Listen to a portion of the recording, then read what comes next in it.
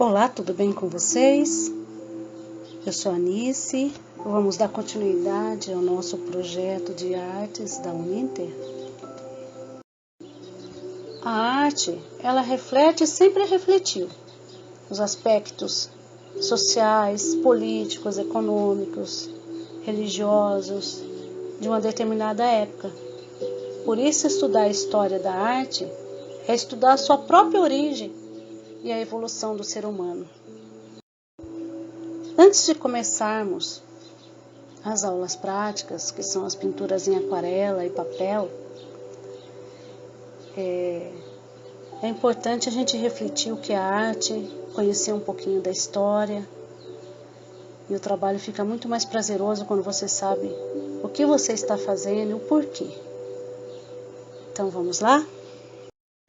Dando continuidade à aula passada que falamos da pré-história, hoje nós vamos conhecer um pouquinho sobre a antiguidade e mais para frente vamos aprender sobre os outros períodos, Idade Média, Idade Moderna, Contemporânea, até a gente chegar em aquarela, que serão as práticas.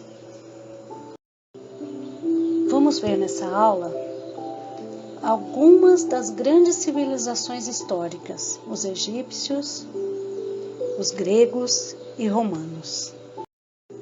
A arte da antiguidade refere-se a toda a arte desenvolvida pelas civilizações antigas, após a descoberta da escrita e o que se entende até a queda do Império Romano do Ocidente, em 476 d.C., devido às invasões bárbaras.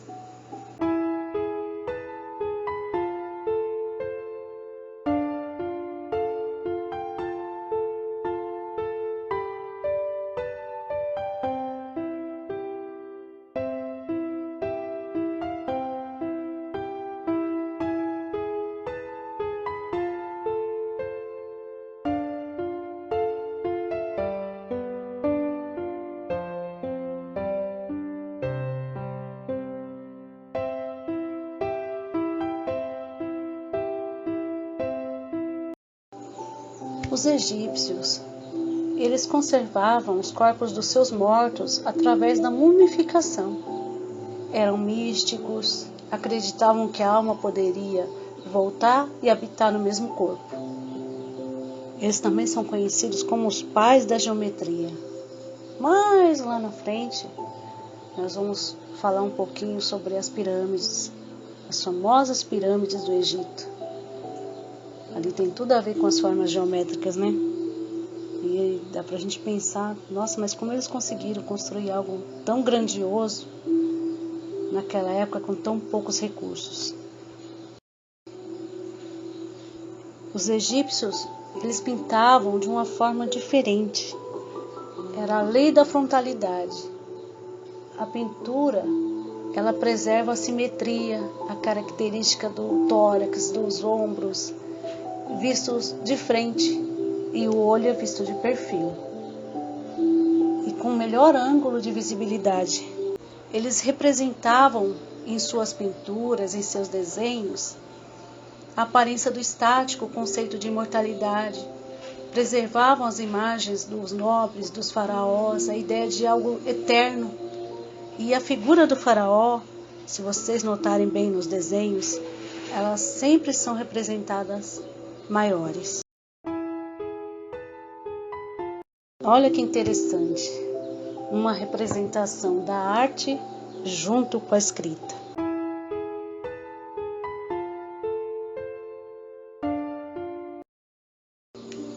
Os gregos se destacavam em vários campos das artes, principalmente na arquitetura.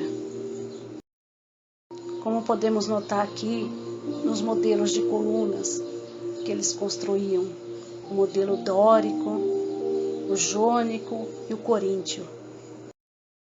As características da pintura grega, elas tinham harmonia, cores, representação dos deuses, representação das cenas do cotidiano, representações realistas, mas tinha o equilíbrio das formas, Eles pintavam os afrescos, usavam a têmpera, a eucástica nas pinturas dos murais. A escultura romana é uma mistura de perfeição ao clássico e foi marcada pela influência grega. Os romanos dominavam a técnica de esculpir em pedra, bronze e metais preciosos e marcaram um estilo próprio. Pinturas romanas eram realizadas em afrescos, possuíam tridimensionalidade. Além dos afrescos, podemos encontrar em mosaicos em todas as partes do Império. Eles usavam suportes em madeira, tecido, o linho, marfim, painéis portáteis, pedra e o estuque para a pintura de murais. O que é um afresco? É aquela técnica que consiste na aplicação da tinta sobre o gesso ainda molhado. Pinturas romanas eram realizadas em afrescos, possuíam tridimensionalidade. Além dos afrescos, podemos encontrar em mosaicos em todas as partes do Império. Características da arte romana: uma expressão realista, um ideal de beleza com influência da arte grega, um uso de arcos e abóbadas na arquitetura, o realismo nas esculturas e detalhes da pintura com delicadeza e muitos detalhes. Vamos conhecer alguns estilos da arte romana? O primeiro estilo é o de incrustação, que eram feitos em paredes de mármore no período helenístico até o século III a.C., na Alexandria.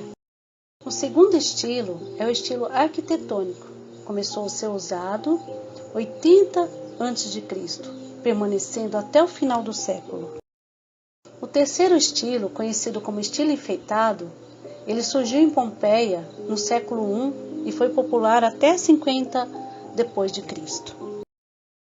O estilo intricato, o quarto estilo, ele é a união dos três estilos e foi muito usado no século I depois de Cristo até a destruição da cidade de Pompeia. A arquitetura romana é a arquitetura que se destaca pela imponência, pela influência das campanhas bélicas, por marcar o poderio do império. Entre os exemplos está o Arco de Constantino, construído 312 depois de Cristo, para perpetuar a vitória do imperador Constantino na Batalha do Monte Milvio.